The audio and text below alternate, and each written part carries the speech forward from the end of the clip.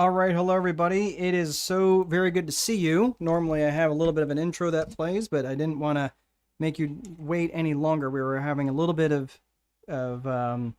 technical difficulties, so it is so very good to see you. And man, it has been a busy day today for a Saturday.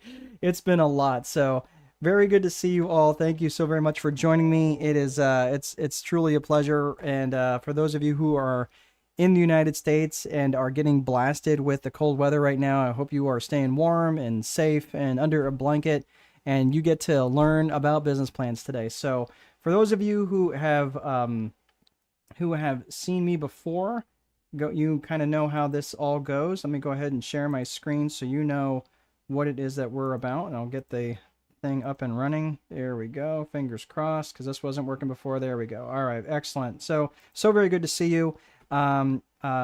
We've got Annie Smith. Hello, and thank you for this training session. This is my pleasure. This is my jam. I absolutely love these training sessions. This Business Plans 101 is probably one of my favorites, and I really enjoy it. Although I think probably my most favorite one is either Business Growth Multiplier, Marketing Magic for business owners. That's a fun one. I actually did one a couple days back, which was Financial Literacy for business owners. All this stuff you can find on YouTube. But you can also, if you like live and you like asking questions live, just keep an eye out on Eventbrite, and you can see when the next session is coming up. Michaela is in Worcester, Mass. Very good. And looking to open a doggy daycare. Actually, I've worked with clients who've had doggy daycares, and they can do well. Annie Smith is in Tampa. So what is it? Below 70 today? You guys having a real wind chill problem? Okay. Oh, kidding. Glad that you could join me, Annie. Melanie is from England in the UK and owns an early education consultancy. Very good. You're probably right around dinner time, Melanie. Glad that you can join me today. So for those of you who have not shared where you're at, or even if you're not in business yet, or you have an idea for a business, that's totally fine. But just let me know so I can make some of the content today relevant to you. And that's really the kind of the point that of just me asking this. My stream isn't working, or is it just me, Michaela? I am not sure. Is anybody else having issues with the stream? I'm seeing that I'm live. I don't have any way of knowing if anybody else is having an issue or not. So if you can let me know. Michaela, sometimes if you can hear me, sometimes it's best for you to go out and come back in. But let's see, try logging out and coming back. Oops. Trying to do this. Trying to do this fast. All right, we've got Rebecca from Glasgow, Scotland. Rebecca, my mom's side of the family is actually from Greenock. So spent a little bit of time in Glasgow visiting there. I've got family, quite a bit of family over there still. And so glad you could join us. Hopefully you're having some good weather. And Michaela's saying, got it. Thank you. All right. Excellent. All right. Well, let's get to it. So for those of you who have come back in a little bit late to the show, you are perfectly on time. Let me know where you're from. And yeah, it's they're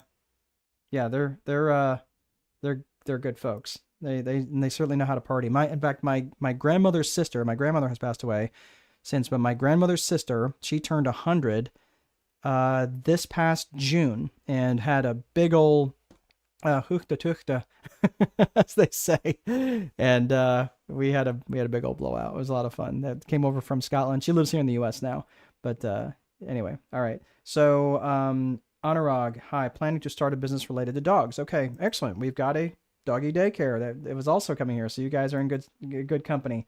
Ariella is from Chicago, Illinois. All right, I'm your neighbor to the south. I'm in Lafayette, Indiana. So Ariella, I'm just 2 hours south of you.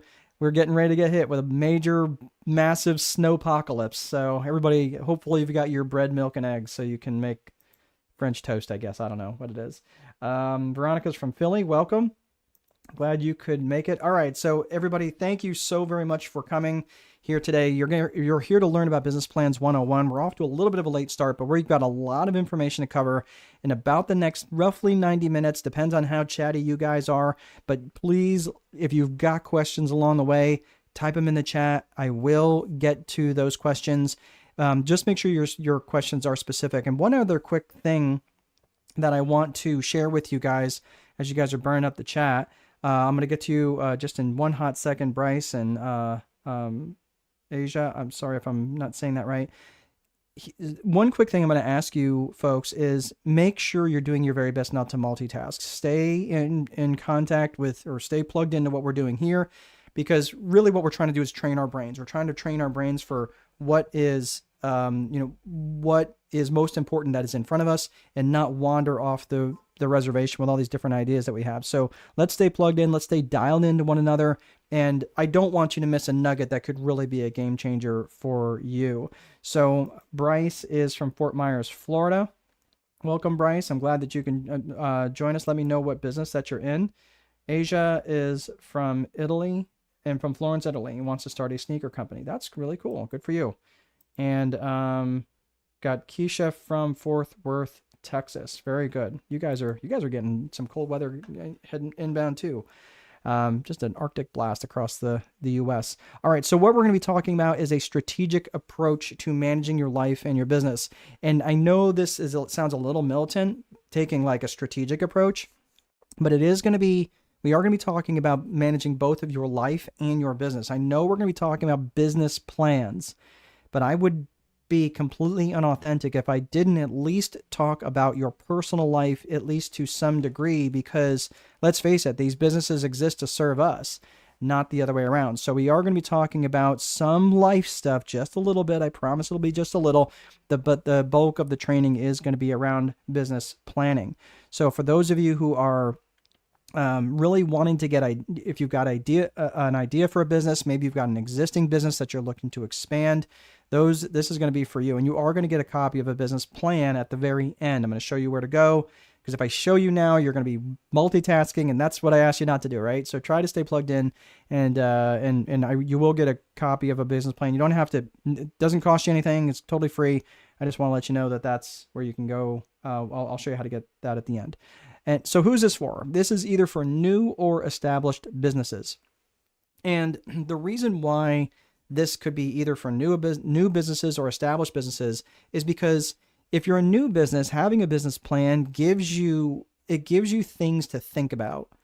And it's interesting. There's a lot of people who start businesses that never do any business planning whatsoever. And that's fine. That may be good for them.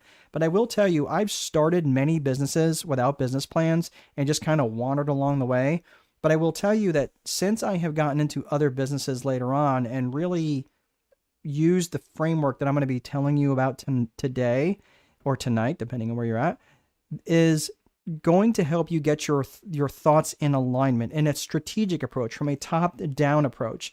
We're not going to be talking about a lot of individual tactics, although I will bring in some, but really about putting together a strategy for either a new or an established business that maybe wants to do something different, maybe wants to grow into a different market, maybe wants to expand into a different market. These are all reasons why you would need a business plan. Or sometimes if you're going to a municipality or a government agency or a government, maybe you're looking for a grant. These are the sorts of things why you might need a business plan. So I'm going to show you a formalized business plan at the end, but the framework that I'm going to give you right now is something that I have written about in the Time Wealthy Advantage. And that's this book over my shoulder here. And you can get a copy of that. I'll talk about that here in just a second, but I'm not here to push the book. I just want to let you know that who this specifically is for. If you guys are looking, and I'm just putting this out there up front because I always get these questions, and I'm just waiting a few minutes to tell you this, because now that I've got a bunch of people in here, and for those of you who have just joined, please let me know where you're from and what kind of business you're in, or what business idea that you've had, that you have. But what I've got on the screen right here, and I'm going to go ahead and drop this in the chat as well, and you can join this for absolutely free. Again, join it, click. There's just a couple of real quick questions that you can fill out real fast. But come right back, or just wait until the end, and you can, and then you can go get this. You can get access to this. But it's my community page where you can ask me questions, and you and I can directly chat. Feel free to join that right now. There is no cost to that, but that will change at some point in the future. I don't have plans just yet, but I will be starting to charge at some point. All right, so let's get to the agenda. The agenda, first and foremost, we're going to be talking about the framework, specifically the Viper framework that I was alluding to, that I wrote about in the Time Wealthy Advantage. But then we're going to be talking about the people. So we're talking about the systems side of things, and then we're talking about the people and the psychology side of things. This is all going to be very critical to start to think about now in your business planning. And you're thinking, well, what does that have to do with the price of tomatoes? Why should I really care about that in my business plan? Because it's going to be people that you're going to need. You're going to need people, whether they're inside your organization or outside of your organization, whether they are employees or they are subcontractors or however you're handling this. You have to have both the systems side, which is very heavily planned in the business planning side, but you also have to consider the people side of the business. Because again, businesses don't buy things. People buy things. Even if you're doing B2B, right? Business to business, there's still humans involved in the decision. So you have to consider the business and psychology side of things for sure. So we talked about the framework, talked about the people. Now we're going to talk about the 4 core functions of business. And then we're going to get into actually scaling and growing this organization, because that's the whole point, right? The whole point of you starting this business or planning for it is so you can plan for growth. And that's what we're going to get into. So without any further delay, let's get into that right now. Okay, so there's the systems component to the business. And this is what I talked about here in my book, The Time Wealthy Advantage. It is not a short book. It is not one of those books that was like a glorified pamphlet. That's not this. This is almost a 300-page book. It gets into the weeds of the Viper framework. Again, I'm not here to promote that, but if you are in the US and you'd like a copy of it, you can go to strategicboardroom.com and order that right off the main page, or you can get it from Amazon if you are so inclined. Either if you're outside the United States, that's probably going to be your best bet, is to go to Amazon. Just they've got fulfillment on all different continents. All right, so the Viper framework, the Viper method, as I mentioned, is a top-down approach that you're going to apply for not just your business but also for your life. So the Viper framework, the Viper method, is actually an acronym for vision, infrastructure, process, execution, and reporting. Vision, infrastructure, process, execution, and reporting. So let's start right off the gate with vision. Vision has 2 components. It has personal vision and it has business vision. Your personal vision is specifically, okay, what do you want to do? So in other words, Keisha, what do you want to do? Asia, what do you want to do? Bryce, Veronica, Ariella, what do you want to do? What do you want your life to look like if it wasn't defined by income generation? What would you want your life to look like if your job description wasn't a life description, right? Have you ever been to a networking event where someone's like, oh, what do you do? I'm an accountant. And they put you in this little neat box where you are now forever this accountant because your job description has become a life description. So I want you to think about this. What would your life look like if it wasn't defined by income generation? And this is important because I want you to think about this. Like if you woke up with $30 million or 30 million pounds or 30 million euro in your bank account tomorrow morning, what would your life look like? And again, you might be thinking, well, I want to do all this stuff and buy all these things. Fine. Let's say that you spend 5 million units of whatever and you blow it, and now you've got 25 million units left. Okay, great. What does that mean? Right? What is your life going to look like from a day-to-day perspective? And that's where you start asking, okay, great. Where do you want to go? And it's important that you get really specific on this. I'm not going to spend a ton of time on this because this really isn't a life, planning course. But let's face it, the business exists so you can have that better life. Start thinking about this in terms of, okay, well, I want this better life. What do you want your relationship to look like with your spouse, with your children, with your friends, with your faith, with your fitness and wellness? Like, what are all those different aspects that you want it to look like? Once that's defined, or really once you at least get it somewhat written down and some thought like, oh, I just want to do whatever I want. I'm like, okay, so you want to jump naked out of an airplane holding a baby shark? No, that sounds ridiculous, right? So you're like, no, I don't want to do that. Okay, check. Let's take that off the list. But what do you want?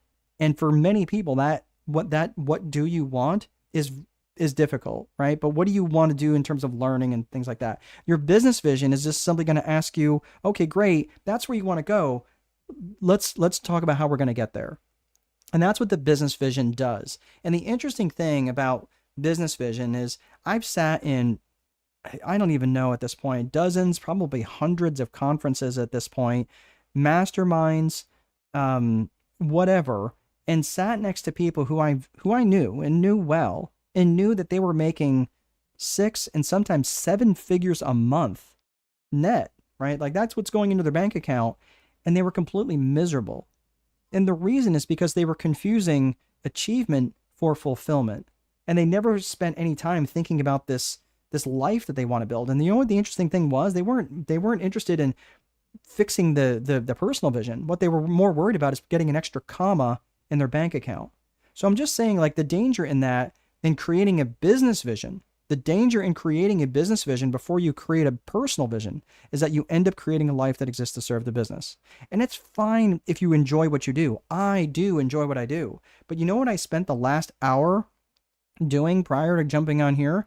My bride had a few errands to run, and she dropped off our 3-year-old daughter, and we had a picnic in my office just a little bit ago. This is my office. I don't actually have a home office. This is my actual building where I have my business, and we just had a little picnic and had a Lunchable. I don't know if you guys know a Lunchable, and I know this is going to sound super disgusting, but she took the cracker, put a piece of ham on it, put a piece of cheese on it. I'm thinking she's going to put another cracker on top of it.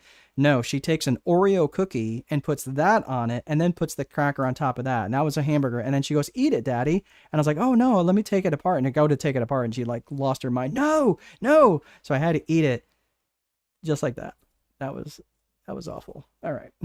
So if you have a toddler, you understand. All right. So anyway, so the point about this is putting together a personal vision. And that's part of my personal vision is making sure that we have a 20-year-old, a 17-year-old, a 3-year-old. I'm 53 years old. And all of that was, and again, us having another child, later in life was part of our vision. That's something that we wanted to do. So here's what I'm going to do. We're going to talk about this personal vision piece, and then we're going to be done with this, and the rest of the time here we're going to be talking about business vision. So the personal vision, one of the things that I would suggest is consider what you would say for a 100th birthday speech. Let's pretend that you're turning 100 years old and you are turning 100. What would you say? Okay, who would you want to be there in the room? What would you say? What would be part of your speech that you would talk about in your 100th birthday? Maybe, what would you want others to say to you when you were done talking? And what would be the message that you would want them to carry outside the room to other people when you were done? And I know that sometimes for a 100th birthday speech, this might be a little bit too far removed for you. You're like, dude, I'm in my 20s. I'm not going to do this, right? Okay, I get that. But maybe it's the next milestone for you. Maybe it's you're turning 40. Maybe your kids are getting ready to graduate high school, or maybe they're getting ready to graduate college. Whatever that next milestone is for you, I want you to think about what that could be during that speech. All right. So again, take that time to write down that personal vision. All right.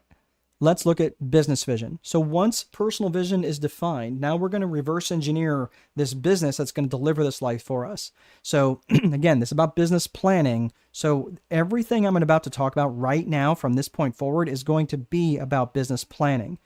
This thing right here, if you hop off and don't come back, that's fine, but hang on for the next 5 minutes, because what I'm going to be talking about here is very foundational for many people who hire me as a strategist or a CSO, Chief Strategic Officer. Generally, they'll hire me as a fractional CSO, where I come in and I help them with their business strategy.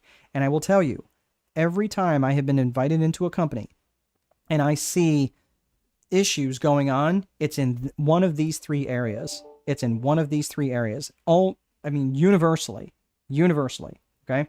So, let's see. Lauren's asking a quick question. Will these slides or live stream be posted afterwards? Yes, Lauren, thank you. I actually forgot to mention this. So for those of you who are who signed up through Eventbrite and are here and we have your email address, I'm going to be sending you a replay for this. So yes, you will be getting the replay. And also if you have subscribed to my YouTube channel, you can also see this as well. So it'll be posted there, and it will be posted, and we'll be sending you the link to your email inbox. So I forgot to mention that early on. So yes, thank you for asking. And someone else is giving you a thumbs up. So good question. All right.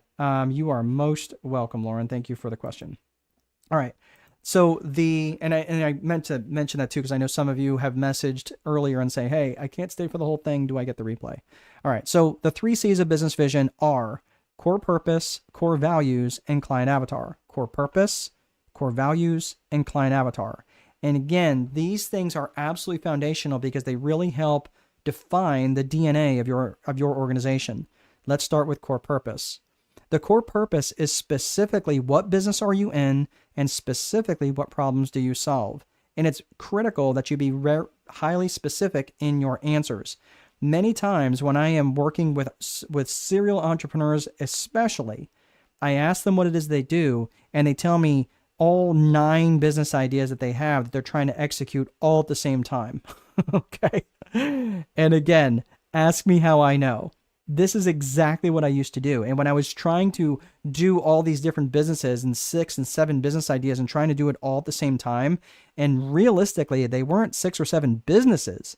They were 6 or 7 jobs that I created for myself. They weren't really businesses. All they were was just activities that I had to do. And if I wasn't doing the activity, I wasn't making any money. So that's not a business. A business is when something goes and it perpetuates whether you show up or not. And that's important. So what we're trying to create here with this business plan is you're trying to create something that perpetuates and does the work whether you show up from day to day or not. Does that sound attractive to you? Now, I'm not saying like you're going to start something that you don't want to be involved in. I love what I do with Strategic Boardroom. I save business owners a ton of time by delivering education to them. And then when they go, well, how do I apply this education? Then I'll step in and say, well, let's talk about what it's like to work together. But many times I'm educating them, and sometimes I see gaps in education, so I fill in those gaps a little bit. And that's what I do. I save them a ton of time. So they don't have to go out and read all the books that I have read and go through all the research that I have gone through and go through all the trial and error, which is only going to chew up a bunch of time. So that's part of my core purpose, is I save business owners a ton of time. This is why it's important. So again, I'll give you a quick example. If you say that you are a real estate, like if I ask one of you, hey, what is it you do? And you say, well, I'm in real estate. That doesn't tell me anything. It doesn't really tell me much. Are you a realtor? Or are you do you do property management? Or are you a wholesaler? Are you a fix and flipper? And there's a lot of real estate people that go, yeah, I do it all. Great, right? Understand, you might be in 6 or 7 different businesses, and it's really difficult to get traction in all of them when you're the sole person doing all of them. Okay, but if you have people that operate when you're not around and do all the things, great, you have a business. Right? That's a much higher level to get to than just having 6 or 7 different jobs. So what specific business are you in? What problems do you specifically solve? And it's really important, especially for your business plan, that you get your core purpose really dialed in. That's core purpose. Let's talk about core values. Core values. Now I know this sounds super squishy, but I'm going to ask you what matters to you about this business. And how would the world be worse off if you went out of business? Like specifically, this is really important for you to stop and think about when you're putting this together and you're thinking, man, I'm not gonna worry about this core value stuff. Like, does this really matter? I'm here to tell you, yes, it absolutely matters. And the reason why it matters is because your core values is what defines your company culture. And your company culture and your company brand are inextricably linked. Your company culture is what's experienced by the employees. The company culture is what's experienced by your subcontractors, by the people who are helping you do the deliverable. Your company brand is what's experienced by your customers and those people and the general public at large.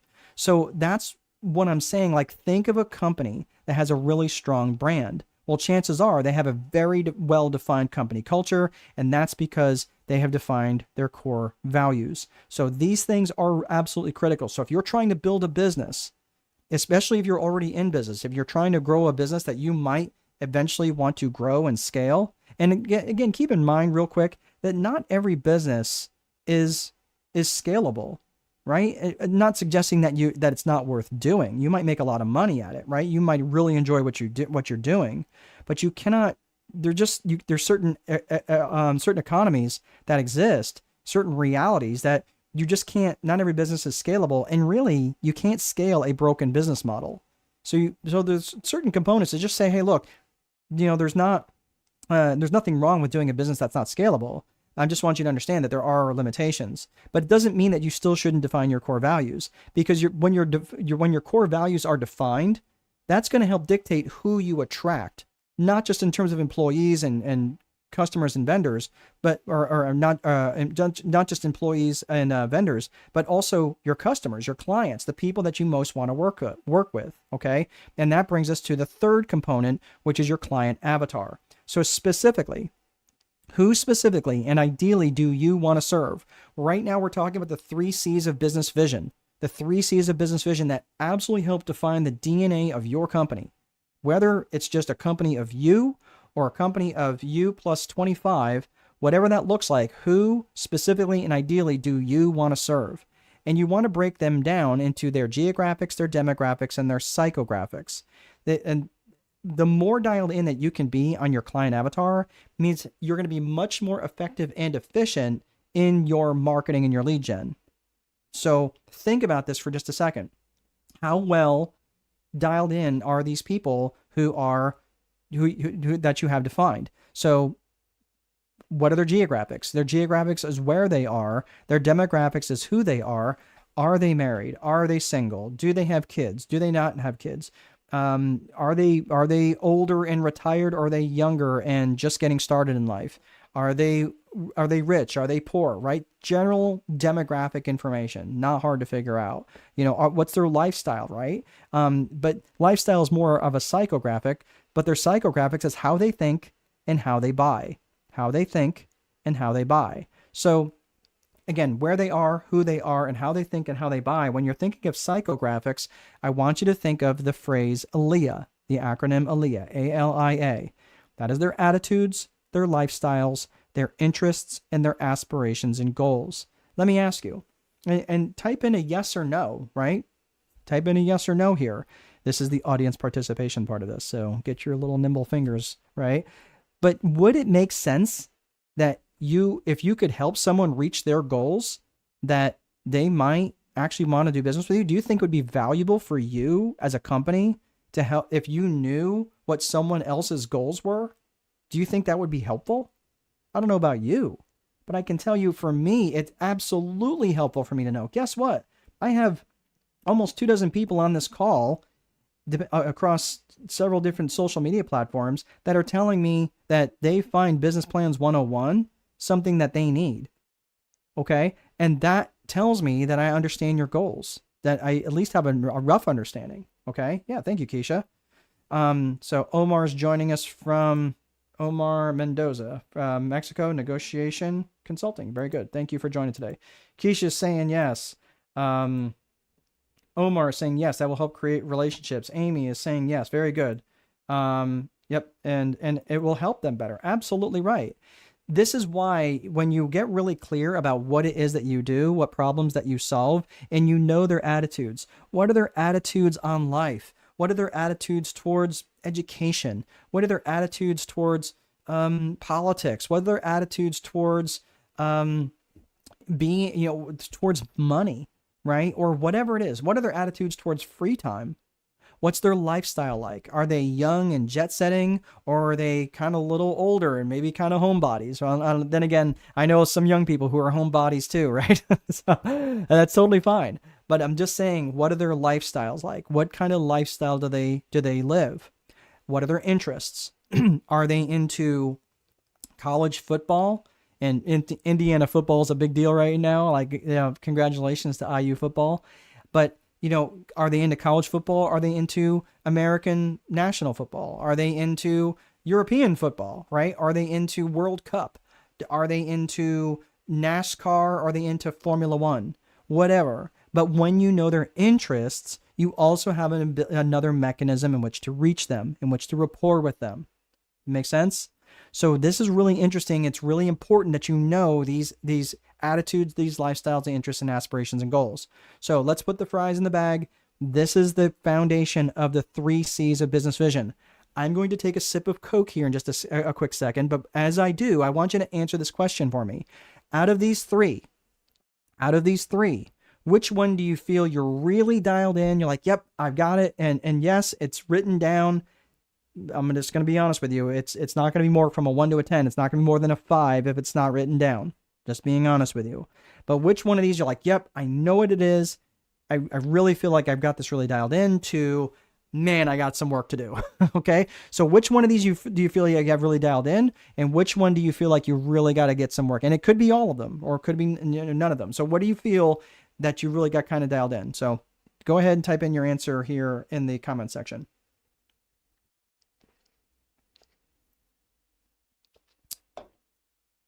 Okay. So thank you for letting me get that sip in, because I was getting dry. It's been very, very cold here, and the furnace has been running quite a bit, which is really keeps things very dry. All right, so we've got Amy saying core purpose. Okay, so is that what you need to work on, Amy, or what do you feel like? Is that what you have really dialed in? So core purpose. I'm not sure if that's what's good or what you have to work on. So Melanie, let me know. Michaela, let me know what you have to work on. Veronica Veronica, I feel like I've seen you before. Glad you could join us. You're saying all of them. I wrote them down already. So you're saying you're really dialed in on all of these. Good on core values, need help with client avatar. Thank you, Felicia. Omar is saying purpose, and Anurag saying most of them. I thought you said type what you had most dialed in. Oh, okay. All right. So if that's what you heard, that's probably what everybody else heard then. Okay. So what everybody had, what you guys were writing was what you had dialed in. Okay. No, I need to work on the other cores. Perfect. All right, Annie, thank you. Yep. All good. Good for understanding core purpose. Avatar needs work. Melanie, and I will tell you, you're going to get so much more juice from the squeeze when you start really dialing in that avatar. It's going to make you more effective in your lead gen. It's going to make you more effective in your networking and your sales. I'm just telling you, it really will help. I'm solid on my core purpose, Michaela. Okay. Sorry if I was not clear on that. I thought that I was clear. Yes, I want to be a landlord for affordable housing. Yes. Okay, Veronica. Yeah, I remember. Okay, excellent. So these are the things that wherever you're at, if you're feeling, thank you guys for being so chatty today. That's really helpful for me. Sometimes I feel like, is this thing on? I still see people there, but no one's saying anything. So thank you guys for being plugged in. And so the 3 C's of business vision, whichever one you feel, or maybe all of them that you feel like you have to do some work on, feel like you've got some work to do. And I'm telling you, as you put your business plan together, you're going to look back at these 3 C's and go, oh yeah, I addressed that in the 3 C's of business vision. So you will extract these as you get working on your marketing plan and your different aspects of your target audience and things like that, right? We'll see that here in just a little bit. All right. So the vision piece, we are going to be done with that. We talked personal vision. We talked business vision. Next in the Viper framework is infrastructure. So infrastructure is the bones of the business. It's the desks, it's the chairs, it's the computers and phones and software and websites and credit card machines and all the things that are the bones of the business. And this is going to be important for you to think about as you're looking through the lens of the 4 core functions of business, which are lead generation, sales, operations, and accounting. So you're going to start to think about, well, what kind of infrastructure does my lead generation need? Well, I might need maybe access to ClickFunnels or Kajabi or something along those lines, right? I might need a CRM to track those individuals, right? What customer resource management tool am I going to need? So you start thinking about all these different things from an infrastructure perspective from the 4 core functions. Your sales, you might need, you might need Zoom software, right? Where you're not getting cut off after 40 minutes. Or that might be something that you might need for the sales department. You might need QuickBooks for your accounting function, right? So these are the sorts of things that you want to think about. And infrastructure is so very important to the functioning of your business, especially when you're putting this together on your business plan. Why? Because infrastructure costs money. Because if you don't spend the time on your infrastructure, you have to beef it up with process. It takes extra labor. So this is kind of your labor-saving devices that you want to be thinking about as you're putting together your infrastructure. So if infrastructure is so important, why does vision come first? Well, I'll be honest with you. The thing with this, so let's say for argument's sake that Michaela, right, is, let's say part of Michaela's vision for her life is to lay on the beach for 2 months out of the year in Spain, rubbing cocoa butter on her belly. Okay. So there she is, 2 months out of the year. She's laying on a beach in Spain, rubbing cocoa butter on her belly. Okay. Fine vision. Here's the thing. If she creates an infrastructure where she has to return emails and phone calls in a timely manner, that's going to be a horrendous experience for her when she's trying to lay on the beach for 2 months out of the year, rubbing cocoa butter on her belly. Okay. So vision comes first, and infrastructure, you're going to put together infrastructure that's in alignment with that vision. Make sense? All right. So Omar's got a question. Purpose: to better understand the scope of my services and not have to be so wide ratio that I get lost in the middle of the ocean and not be able to provide good quality service. That's exactly right, Omar. Like your core purpose really needs to be dialed in. Because if you've got this, well, we can do this and this and this and this, we do so many different things. I'm just telling you, it's very difficult when people feel like you're like, well, what is it that you do? Like, what's the thing that you're really good at? And let them know that deliverable, yeah, you might have lots of different areas. As a strategist, I have lots of tools in my tool bag, and I can help with lots of different things. But really, one of the main things that I do is I help people save time. And when they come to me and they go, man, I've got this issue. I'm like, okay, have you thought about this and this? And connect these 2 dots together. They go, man, I'd never made that connection. And the reason why is because I have done so many things backwards, forwards, and sideways, because I can see, I just have this, I don't know, gift, we'll call it, I guess. And I can say I've got it as a gift because it really truly is. And I'm not suggesting, oh, I'm so gifted. It's because I'm being a good steward of the tools that God has given me. And that's okay. There's plenty of things I'm terrible at. Ask my wife, right? Apparently I don't make the bed right. Okay. But there's other things that I do, but plenty of things that I don't do well, but I do a few things really, really well. And that's what I want people to know me for. So from this perspective, we've talked about vision. We talked about infrastructure. Now let's talk about process. Process is how you do stuff. Process is how you do stuff. And when you're looking at process, there's 2 components to process. It is tactical and strategic. Tactical and strategic. The tactical part of process is just basically your day-to-day stuff that you do every single day. It's your standard operating procedures. It's your checklist items. It's your day-to-day activities. It's your opening procedures and your closing procedures. It's maybe how you prepare bank deposits, how you answer the phone, things like that. Just basic, boring day-to-day stuff that's just kind of very rote, mindless activities that you do every single day. And this is the stuff that needs to be written down. If I was to take and go back out to infrastructure and process, and I drew a box around that, the infrastructure and the tactical part of process, that's the system, right? So for those of you who are my systems people out there, where are my systems people? You're like, yep, I'm all about systems. This is the system component of the Viper framework. And this, I want you to think of this like this is the ship. This is the battleship that we just created. And you're going to take this battleship and you're going to go do something with it, right? That's what takes strategic planning as part of the planning process. So again, you've got this battleship, this warship. Well, you don't want to just leave it in the harbor to get banged around against the harbor anytime the economic winds blow, whatever they're going to do. right? You want to take this ship out of the harbor, and that's what strategic planning does. So strategic planning has three components. There is the people, purpose, and promotion. People, purpose, and promotion. When you're thinking about strategic planning, you have to consider the people that are going to affect and be involved in the strategic plan. And when I mean people, I mean not just the people inside your organization, but who are the people that are going to be involved in the strategic plan outside the organization?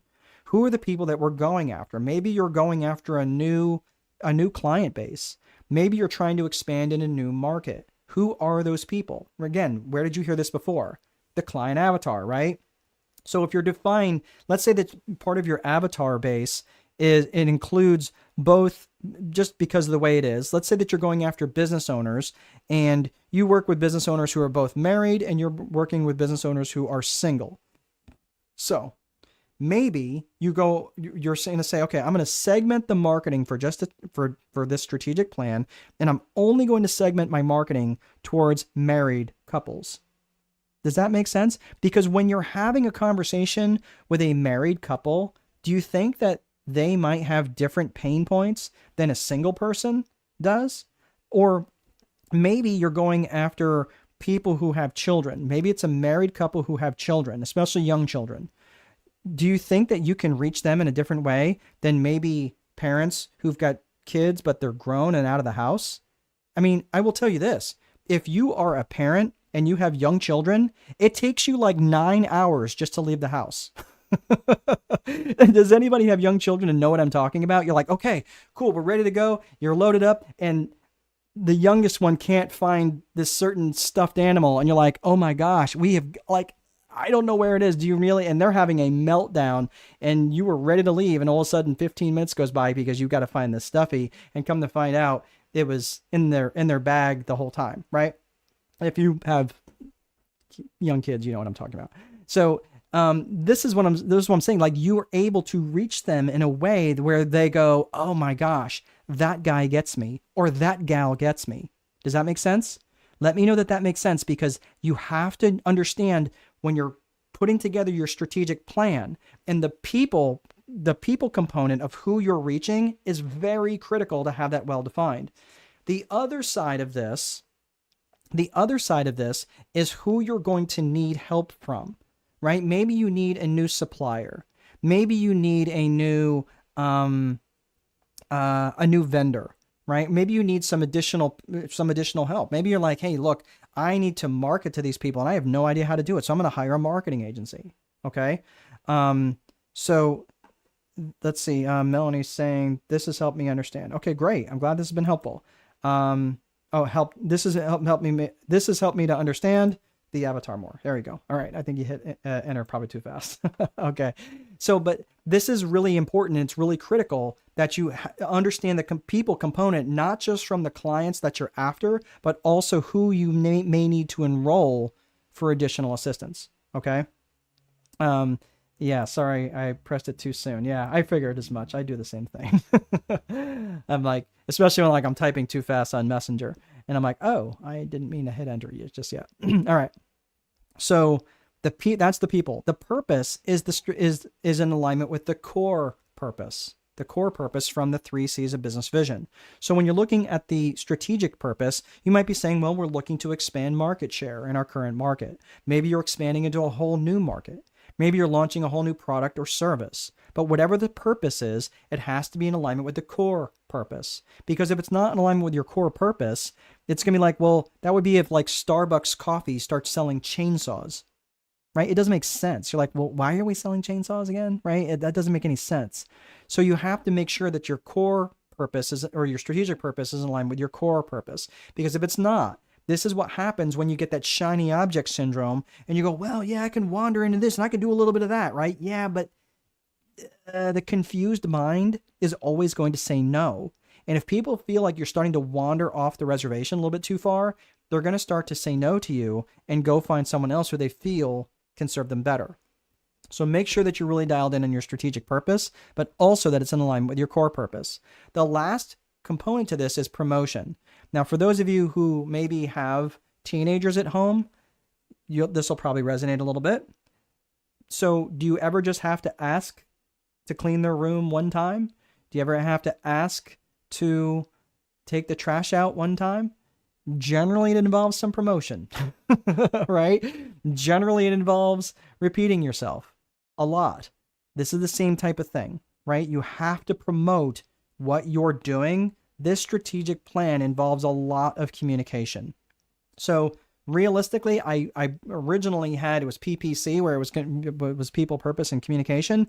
But then I realized, no, it involves promotion. You have to repeat yourself often.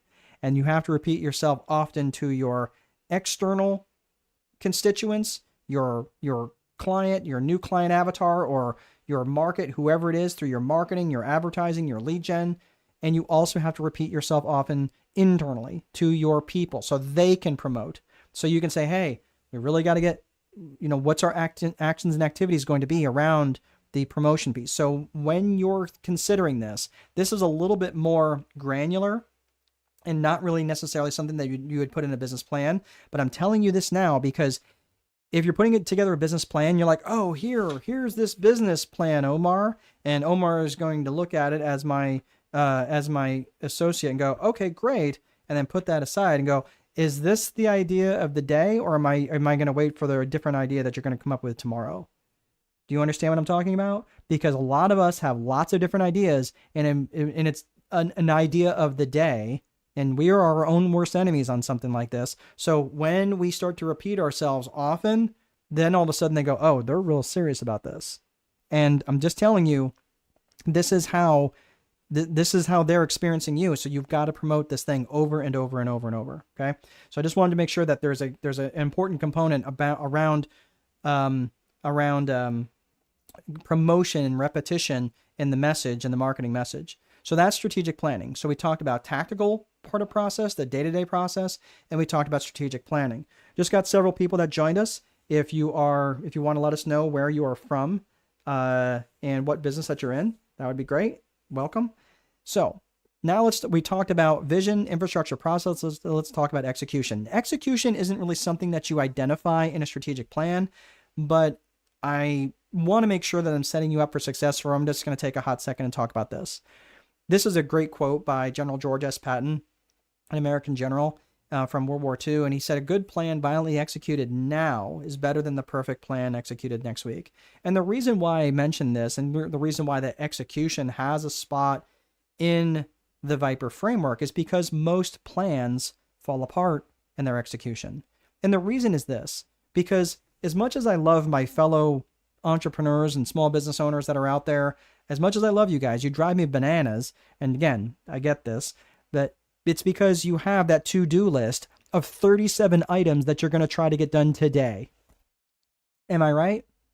And again, if I had 3 hands, I would put them all up, because that is exactly how I used to operate and say, oh, I've got this massive to-do list. But here's the thing, is when you have a list like that, you have way too many priorities. And when you have too many priorities, it's the same impact as having no priorities.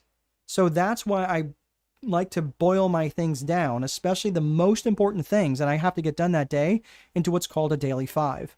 The daily 5 in the daily 5 framework is up to 5 highly specific actions that you can take that's going to move the needle toward your strategic, either your strategic plan or your vision. Okay? Let me say that again. It's up to 5 highly specific actions that you can take, which is going to move the needle towards your vision or your strategic plan. And the reason why I say up to 5, for me, it's 3. Like, that's where I'm doing my lead generation. That's part of what I'm doing. And for me, 3 is really good. 3 is very sustainable. When I have 5, I can't do 5 every single day. I would get burned out. So I'm just letting you know it's up to 5. Now, what are those things? Is it check email? No, check email is not a highly, it might be specific action, I suppose, but is that a needle moving activity really?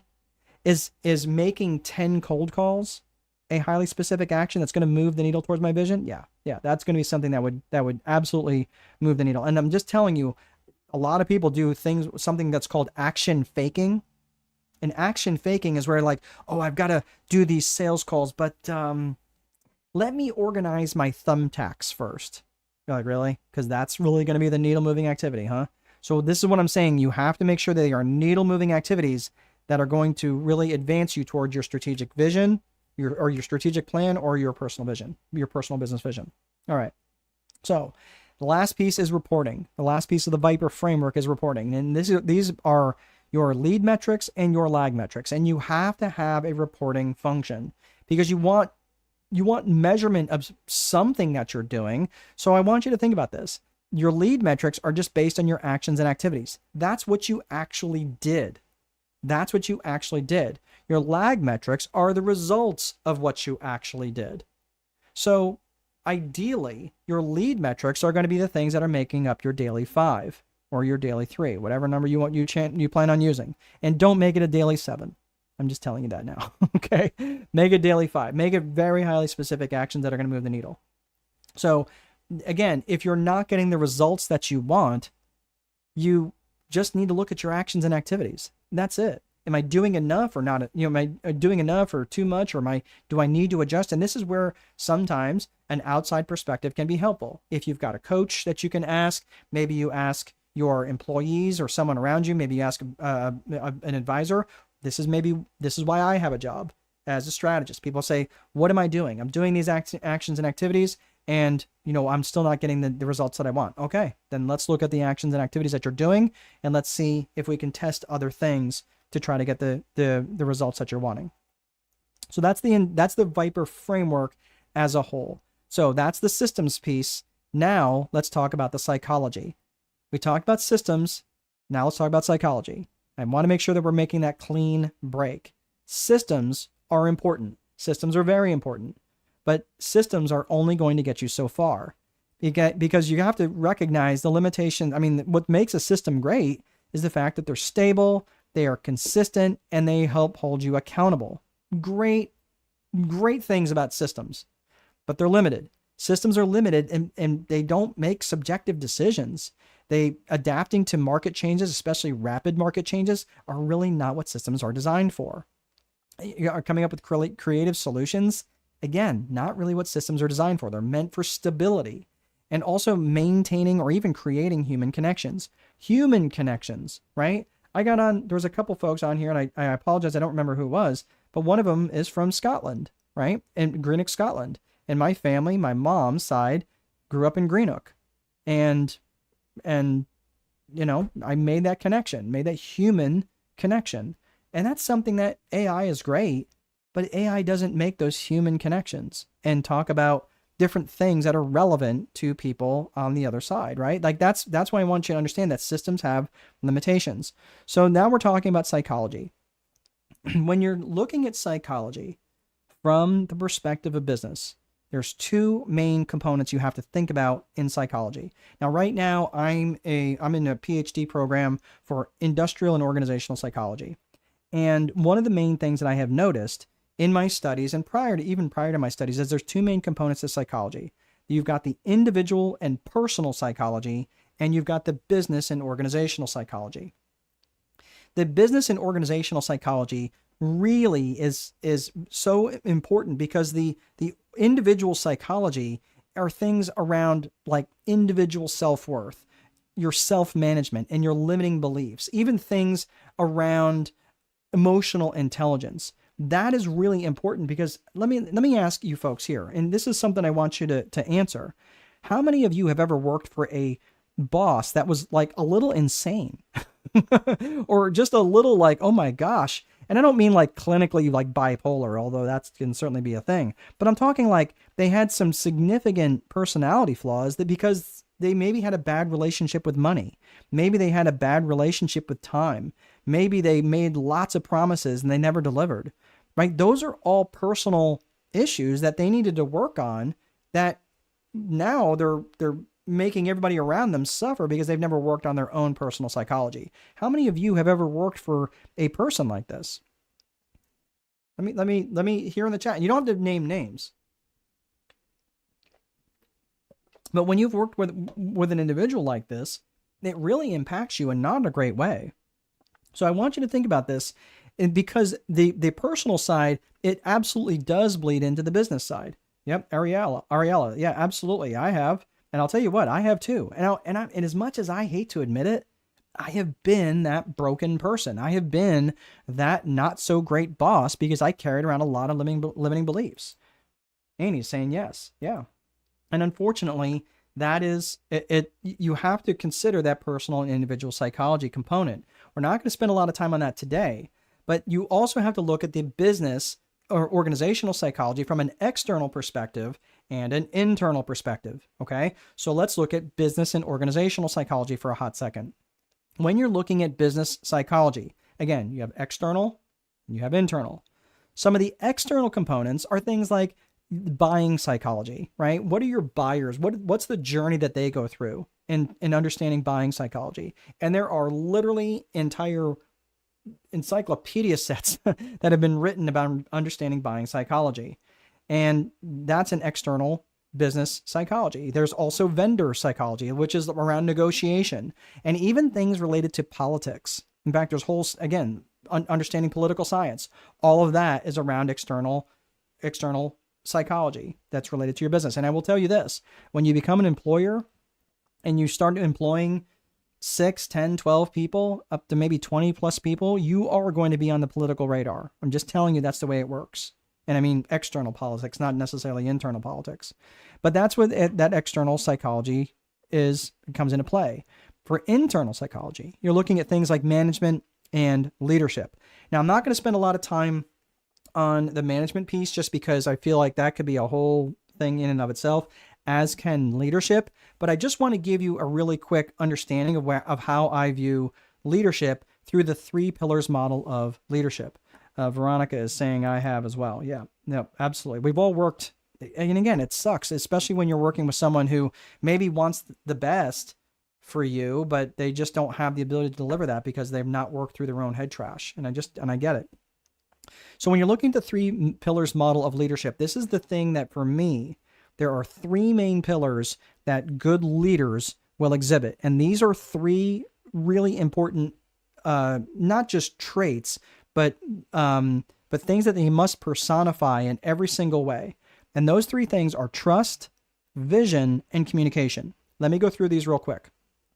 Trust is so absolutely critical that if people don't trust you, it won't matter how clear your vision is or how well you have shared that vision with them, or even how bought into the vision they are, and how well you might communicate. You might be the best communicator, the best orator, might type beautiful emails and really have really compelling ad copy. It won't matter, because if people don't foundationally trust you, they will not follow you.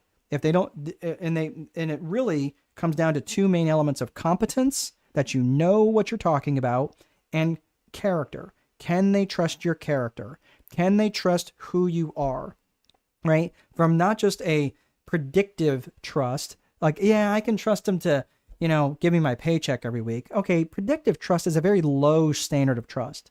But vulnerability-based trust is a much higher standard of trust, where people are going to say, yeah, not only do I feel like, yeah, they're going to pay me every week, but they're also going to tell me the truth. They're going to say one thing and do that thing. They're not going to say one thing and do another. So trust is absolutely critical. As important as trust is, it's not enough on its own though, because you might have their trust as a leader, but if you don't have a shared vision and you're not really clear on what that shared vision is, this is going to be really, really important, because you might have people that, yeah, they trust you and you're a great communicator. You give beautiful speeches. But again, if you're like, but what are we doing here? What direction are we going in? Or, yeah, dude, that was your vision. Like, you never even asked me what my opinion is. Even if we go in a different direction, as long as I feel like I'm heard, a shared vision is a big deal. And again, people are much more likely to carry a ball that they helped inflate.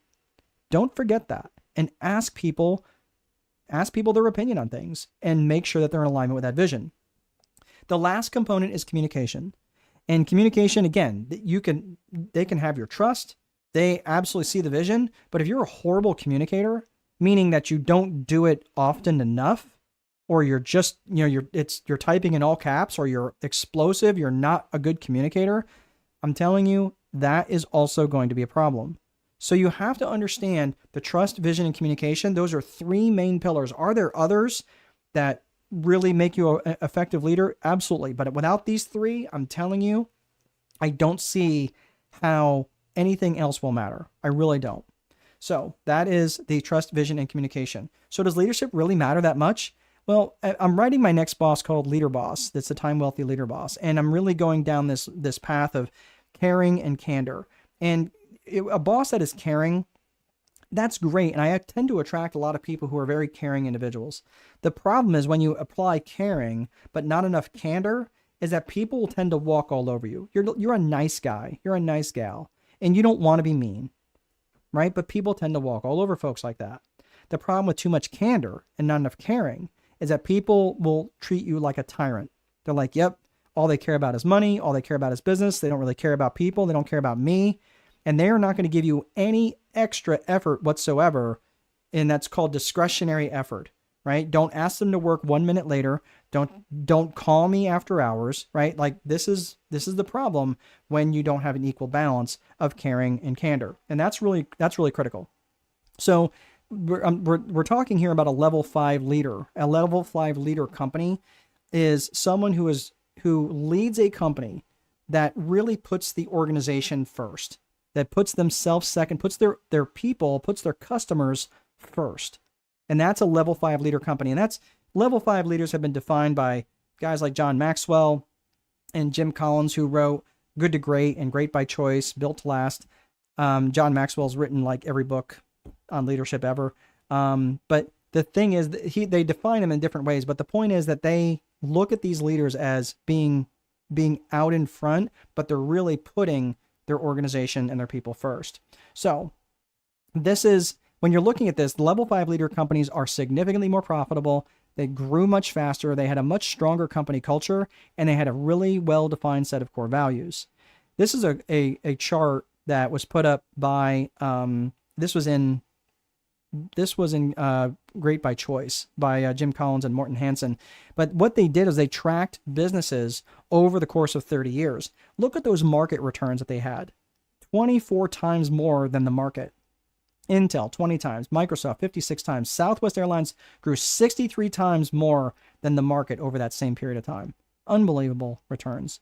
So the 100th best places to work lists, wherever, if Forbes has one, there's another couple entities that have best places to work, but they represent the highest stock returns. Think of your companies like Marriott. Think of your companies like Hilton.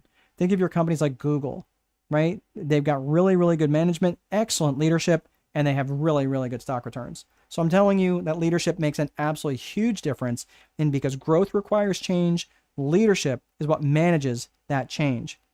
And you have to remember this. If you're someone who takes a long time to make decisions, the speed of the leader is the speed of the team. And this is something that generally doesn't go into directly. It generally doesn't go directly into a business plan, but it's good for you to start thinking about this now. Like, what's the organizational structure going to look like, and who's going to be in charge of whom? This is going to be really important, especially when you start realizing and recognizing like what you're good at as a leader. I'm a great leader in certain aspects. I'm not so good in other aspects. And that's why I have to recognize I'm really good at getting people pumped up and getting them motivated. But you know what I'm not great at? I'm not great at follow through. And I know this. I know this about myself. So guess what I do? I have built-in mechanisms that help hold me accountable to follow through. And that means making sure my people show up to meetings, and I have someone else who sets the meeting. And I generally do my very, very best to show up on time. And sometimes I forget. Okay. And they have to go, hey, where you at? I'm like, oh my gosh. And I'm doing my very best. But I also recognize that that's not the best for me. And if they left it up to me to hold these meetings, they'd never be held. So I'm just saying, bake in the cake how you can be quick about making decisions and putting people in place and mechanisms in place to prop up where you might be falling short as a leader. All right. So that is we talked about systems. We talked about psychology. Now let's talk about the 4 core functions of business. And we're going to start to speed up here a little bit just because this last piece here, the 4 core functions, is pretty straightforward. There are 4 main functions of the business, and they are lead generation, sales, operations, and accounting. And your customer's journey through your business happens in that order. So I want you to think about that and what that looks like in your company. And you're going to be starting thinking, okay, what does my lead generation function look like? And if you're only relying, well, we're relying on word of mouth. Okay, great. But what else are you relying on? Because if you're going to be relying on word of mouth, it's good. I'm not suggesting that it's wrong, but the problem is it's not scalable. If you're always relying on word of mouth, you've got to have another mechanism that you're working on when word of mouth stops working. And now you're dead in the water because you don't have people following you. You don't have people ringing your phone. So the lead gen, the sales, the operations, and accounting. So this is pretty straightforward in terms of these main functions. It's what the business is. The lead generation lets the world know what you're doing. The sales function obviously closes the sale, hands it off to fulfillment. And then obviously the accounting function is what collects the money and pays the bills. All right, those are the 4 core functions of business. Now let's look about scaling and creating controlled growth. In the 4 core functions of business, you have lead generation, which is targeting your client avatar. When I'm targeting my client avatar, I know exactly who I want to work with, okay? And it's much easier for me to direct my marketing to, and I'm bringing in the clients with most amount of money who bring me the least amount of drama. Again, this is the client avatar I asked you to define way, way back over an hour ago in the 3 C's of business vision. I want you to remember this because this comes back. This is not going to go away. You've got to get this really dialed in. And when you do, I want you to start thinking about this. I'm going to put these 15 reasons why people buy up on the screen. Let me get myself out of the way here so you can see them. What I would invite you to do is to take a screenshot of this and ask yourself, directly or indirectly, how you help people in each of these 15 areas. People buy because they want to make money. They want to save money, save time, avoid effort. They want to escape pain. Right? It could be emotional pain or physical pain, right? Maybe spiritual pain even. They want more comfort. They want better health, and that could be in the form of less stress. They want to feel more love. They want to gain praise. They want to increase their status with their tribe. They want more truth, and they will especially buy truth if they have felt lied to in the past. They will buy for growth, and keep in mind they'll buy for growth in terms of they'll buy for knowledge, growth in their knowledge, growth in their faith, right? Growth in their wellness even. People will buy for things that are just because they're new. They will buy for more perceived control, and they will buy just to be in contribution to others. So here's what I want you to do. I want you to think of all the ways. I want you to take this list, and I want you to think of all the ways, directly or indirectly, how you help someone make money. And I want you to come up with 5 or 10 reasons of how you help people make money. And you're like, well, that's not really what I do. I'm a massage therapist. Really? Because I could probably come up with a couple of reasons of how you help people make money, that because they're more relaxed and they're not in pain, they're able to think more clearly, and that makes them more effective at selling. Maybe. Right? It just depends on your avatar. But really, you're going to take that avatar and you're going to start to think, what are all the ways that I help people save money, save time, avoid effort, escape pain? Okay?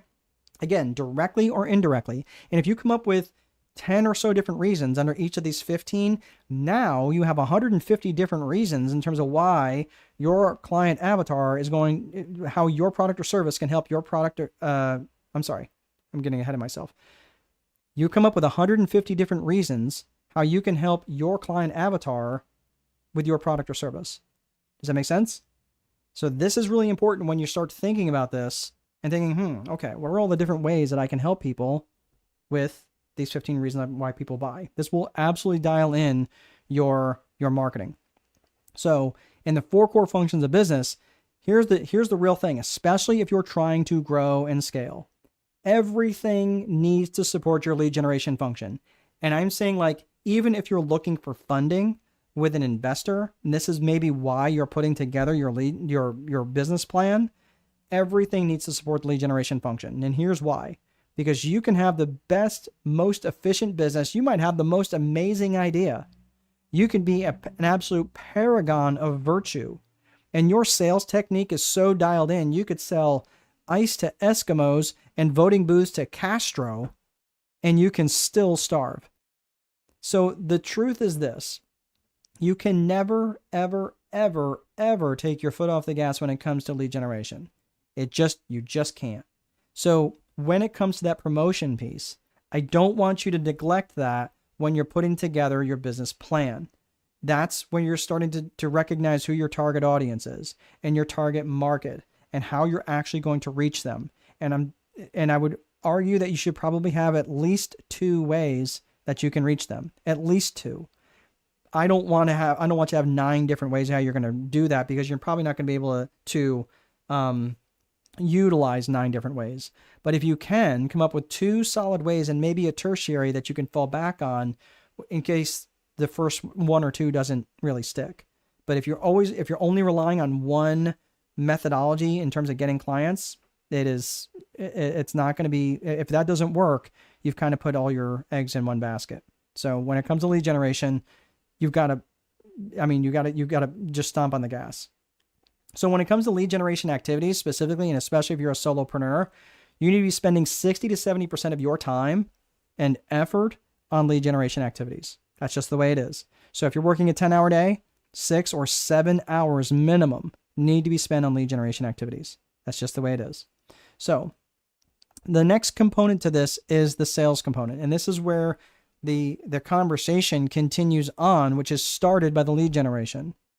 And it also understands that effective selling is not about holding someone's head underwater until they say yes. Has anybody ever experienced that sales guy or that sales gal? Right? Let me know. Like some of the, it's like, oh my gosh, I don't want to take that call because I know they're going to try to sell me on something. That's not effective selling. It's effective selling is about finding solutions for folks, even if you don't have the best solution. So I want you to think about that in terms of how you're going to sell. Lead generation, sales, operations. Operations function is now, this is what you're doing. This is the thing that you're delivering. This is the deliverable. You're the website maker. You're the whatever, right? You're putting on roofs, whatever, right? And if you're going to get stuck, generally most people get stuck in the operational function. If you're going to ignore something, generally you're going to ignore the accounting. And it generally goes like something like this. Well, I've got more money in my bank account this month than last month. I must be doing okay. All right. No judgment if you have said those words, but here's the problem. I have an accounting degree and I have said those very things. So I'm just saying, find someone to do your books for you so you're not just wandering all around without any idea what your financial situation actually is. I don't know if anybody here has ever attended the financial literacy for business owners, but I have one coming up here, and I think I've got one coming up maybe next Friday or next Wednesday, but I'll have to check. But if you haven't, and you really don't understand your finances, that's a problem. If you don't understand what a balance sheet is or an income statement, doesn't mean that you have to be an accountant, but if you're ignoring your accounting, you can't make good financial decisions because you don't know where your money situation is at. And the money is generally going to drive a lot of decisions. Okay. So think about this. Are all of these 4 functions the same skill set? No, they're not the same skill set. That's why you need people, and you need people who are in alignment with what? You need people who are in alignment with your core values. Oh my gosh, here it comes back around like a bad penny. Okay. Yes. So you're going to be hiring people into your organization that are in alignment with your core values. All right. So again, I've made these points before, but I'm going to bring it up again. Core values are so important because they help define company culture, and the company culture and the company brand are inextricably linked. But this is a really important thing here, is that core values also create unity in the organization, and your vision that you're creating will absolutely thrive in an environment of unity. So it's really important that you start thinking about what your company culture is going to look like on the front end. So we're going to give you a couple of, I'm going to give you the business plan template and show you what that looks like. The business plan is broken out into these 9 areas: industry, product or service. There's a target market, demographics, market size. What's the competition in the marketplace? This is all in your business plan. So I'm going to go through this rather quickly. What's your marketing strategy, critical risks, your SWOT analysis, strengths, weaknesses, opportunities, and threats, financial analysis, and the financial analysis, your pro forma balance sheet and income statement, and then of course your metrics and milestones. So here's what I'm going to do. I am going to show you how to download this right now. I'm actually going to get myself out of the way. If you guys want to go to strategicboardroom.com, and if you're driving, again, this will be all on a replay, so you can get access to this. But what you're going to do is you're going to go to strategicboardroom.com, and if you're on a website, you're just going to go up to the top right, you know, whether you're on a phone or whatever, you're going to click that courses and logins right up there on the top right. And once you've clicked that, you're going to scroll down until you see right underneath where it says free courses and downloads. So the paid stuff is up top. Scroll down, and you're going to click right there where it says free 9-step business plan template. It is on there. I promise. Okay. So again, one more time, you go to strategicboardroom.com. Then when the page loads, go to courses and logins at the top right. Scroll down a little bit, and it's right underneath the free courses and downloads, free 9-step business plan template. And that is everything that I have there. So you can get a free, you don't even have to enter in an email or anything like that. You can just click on it and get it. The other thing I want to share with you is if you want to join the community, if this was helpful for you and you want to continue the conversation with me, if you hate my face, then don't come. That's okay. But I mentioned this earlier. If you would like to come, and there is the link for Strategic Boardroom. I just put in the comment section. But if you are interested and that is something that you would like to join, it's just a community where you can continue on the conversation with me. Eventually this will be a paid membership, but as of right now, I am keeping this portion of it free. So you can just be in the community and ask me questions along the way and post different things and meet some other cool people who are also in business. So that's everything that I have. Thanks everybody for sticking around today.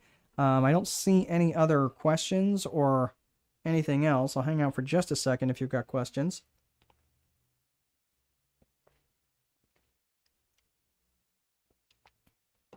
Well, I don't see any questions. All right. All right, everybody. Well, thank you so very much for hanging around today. I really hope that you are going to, let's see, I've got Ariella. Oh, you are more than welcome, Ariella. Thanks so much for being so engaged, and I certainly wish you well. Michaela, when are you doing the financial literacy? Let me look. Michaela. Let's see here. That is, oops, nope, that is not what I wanted. Okay. So I don't see, I'm probably going to be doing one next week. I don't think I've got one up and running yet, but here's what I would suggest. So I don't have one put up yet. Here's what I'm going to do though. I'm probably going to do one on Wednesday of next week. Here's what I would suggest. Go to Eventbrite and just follow. And once I have that figured out, you will get a notification. I'm pretty sure you guys get a notification anytime I put up a new session. So you will get notified. And I'm pretty sure I'm going to be doing that on Wednesday. I don't have a link for that just yet because that has not gone live. So I will thank you for asking that, Michaela. Amy, it was my true pleasure. Thank you so much. Keisha, thank you so very much. All right, everybody. That is everything. That is a wrap. Have a great rest of your weekend. And I will see you guys next time in the boardroom. Take good care.